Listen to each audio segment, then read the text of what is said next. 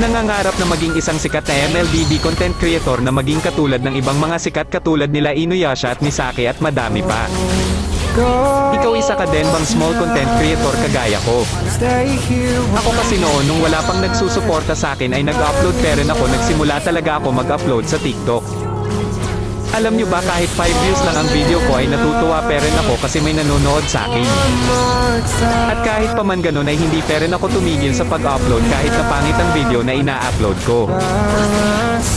Lagi kong iniisip na kung may pag-asa ba ako na maging katulad ng mga sikat na content creator. Alam nyo ba na kapag may maglalib ay lagi talaga akong humihingi ng skin sa mga sikat na content creator. Wala kasi ako skin noon, hahaha, simula nung na-download ko ang injector ay nagagamit ko na ang mga dream skin ko. Nung umalis si mama at pumunta ng Manila para doon magtrabaho, doon ko naisipan na ay kwento ang buhay ko sa Facebook at sa TikTok. Alam nyo ba nung paggising ko hindi ako makapaniwala na dumami followers ko at nanonood sa akin.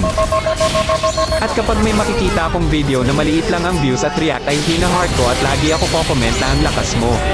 Kaya po sana magsuportaan po tayo mga small content creator at sabay-sabay natin abutin ang pangarap natin na makilala ng mga tao at hangahan.